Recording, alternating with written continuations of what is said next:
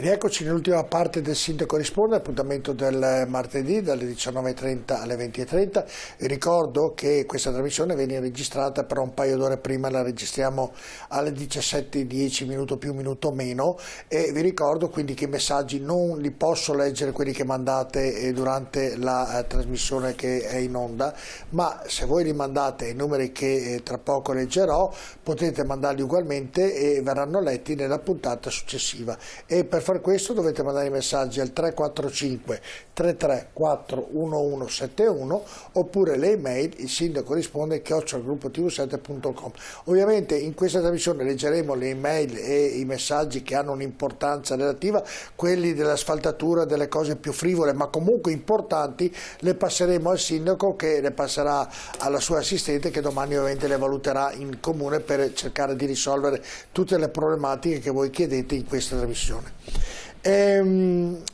Sono arrivati tra la città e la provincia 21 milioni per la mobilità, con 8 comuni, siamo un po' ricchi per quanto riguarda il trasporto. Era 21 milioni, parliamo della provincia, cosa non ho capito? Sono arrivati 21 milioni per la mobilità, per ovviamente fare con 8 comuni, ovviamente gli autobus e quant'altro. Non mobilità, sono tante cose. Sì, ho letto mobilità. Sì, non c'è solo mobilità, anche una parte viene data per quanto riguarda i comuni che hanno partecipato a suo tempo alla gara, sono praticamente tutti, vengono dati per i progetti che hanno fatto, per cui sono progetti che non solo mobilità, sono anche ciclabili, piuttosto che rotonde, piuttosto che qualsiasi altra cosa.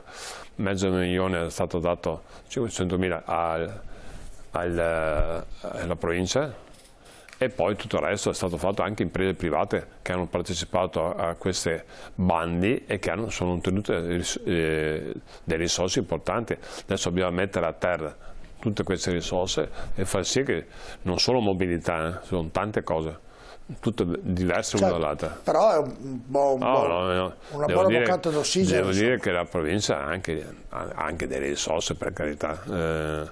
Stiamo cercando di assumere persone, perché nel tempo la provincia è stata un po' penalizzata sotto l'aspetto delle funzioni, nonostante sia rimaste tante funzioni importanti, tipo il trasporto locale come enti di governo, tipo le scuole medie superiori, tipo l'ambiente, sono tante cose, però è stata penalizzata in termini di risorse e in termini di personale.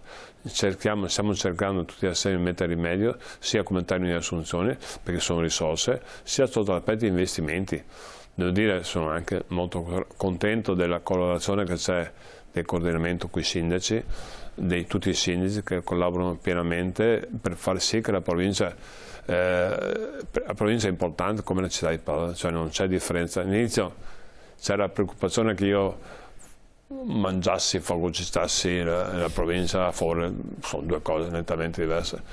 In provincia sono 101 comuni importanti, che sono delle risorse importanti, di cui molti sono anche importanti sotto l'aspetto turistico, non parlo di Abano, Montegrotto, i Colli Ugani, abbiamo tante di quelle risorse incredibili, ma messe a terra, utilizzate per far sì che facciamo un salto di qualità, non solo come città, ma anche come provincia, perché veramente abbiamo dei comuni splendidi e stanno collaborando al 100%, al di là degli aspetti politici, verde, bianco, rosso, mi interessa relativamente. E questo mi fa molto piacere.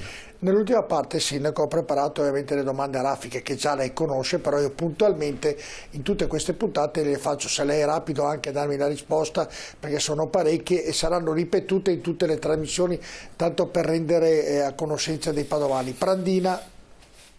A Prandina c'è un progetto in corso, in collaborazione con il sovrintendente, architetto Tinè, che è appena arrivato a Padova, in cui sarà fatto entro un mese, 20 giorni, un master plan completo dell'operazione, per cui sarà identificato in collaborazione con la sovrintendenza cosa sarà fatto, per cui il parco, le mura, cosa sarà fatto in generale.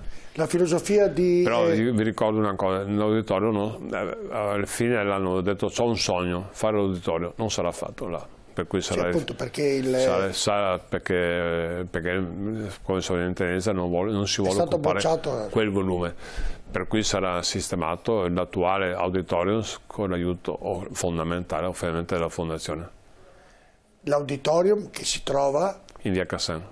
Via Carlo Cassà, quello dove c'è il Pollini, sono venuto per il Pollini, esattamente, esatto. Che non è a confondere con la scuola, via certo, assolutamente. Poi sembrava che venisse fatto dove c'era l'ex Cassa di Risparmio, sempre nella piazza vicino ovviamente a via Carlo Cassan, che non ricordo mai il nome di quella piazza. Piazza Ermitani, no, mi sfugge sempre. Esatto. Un terzo dell'edificio verrà destinato a scuola, per cui devo ringraziare un'altra volta Intesa il dottor Messina, che ha contribuito in maniera totale praticamente a far sì che venga rifatto la scuola di musica Pollini, e non solo, ha dato un terzo del palazzo per raddoppiare la scuola e avrà messo a posto totalmente, tutto il resto sarà una banca. Perfetto. Piazza Insurrezione in cantina ancora era una sua idea tanti anni fa, ne parleremo in tutte le trasmissioni. Viene rinnovato il ragionamento all'interno dell'amministrazione con i vari esponenti delle categorie, oppure per il momento messa a parte? Piazza Insurrezione mi ha sempre affascinato, e ogni volta che passo a vedere piene di macchine mi fa orrore, però devo dire che attualmente le finanze del Comune non permettono di fare assolutamente nulla, per cui non è un progetto a breve. Mi piacerebbe chiuderla, però è impossibile, dà un reddito importante a PS, che vuol dire Comune di Padova. Leroy Marè la settimana scorsa ha detto che i proprietari stanno tenendo che i prezzi diminuiscono. Com'è la situazione oggi? Oggi, a detta loro, forse a settembre-ottobre cominciano. Stanno aspettando che si abbassino i prezzi. E se non si abbassassero? Metteranno sicuramente, però è stato già consegnato il cantiere, non solo il problema di prezzi che si abbassino. Lì nel consigliere cantiere il Comune dà una prelazione, dà anche dei tempi e dici io te lo do, però in 2 o 3 anni devi fare dei lavori perché così non lo possiamo vedere, oppure dato che la proprietà non è più insomma è privata, possono fare quello che vogliono? No, la proprietà è del Comune di Padova, fino a prova contraria, è data in concessione. La proprietà è del... E quindi avete dato dei tempi per chi da quando sta consegnato il cantiere? Sì, non mi ricordo i tempi esattamente, 3-4 anni, non lo so, non mi ricordo, però da quando è stato consegnato il cantiere vuol dire un mese fa più o meno. La nuova questura? La questura, noi stiamo ottenendo il Ministero che autorizzi l'aumento prezzi. Verbalmente ci hanno detto già sì, non c'è problema, io penso sia questa 1 settimana per fare le gare, ovviamente. Il progetto è già fatto, in collaborazione ovviamente con la Polizia di Stato. Stiamo aspettando solo la certificazione dell'aumento prezzi e dopo si inizia a fare la gara. Certo. I 2 centri polidirezionali, quelli di un centro commerciale e un altro mi sembra tipo il Brico, che dovrebbero sorgere vicino al Ponte d'Arvi nella zona di Padova Est, com'è la situazione? Se ne è a conoscenza? Dove? Vicino a Padova Est, dove c'è il famoso laghetto, quello dopo dovrebbero essere costruiti inizialmente, erano stati dati per un centro commerciale e per un Brico, mi sembra una cosa del genere. No, è stato già autorizzato a suo tempo, loro stanno aspettando, anche loro, tutti aspettano che cali un po' i prezzi, il famoso laghetto, per cui sarà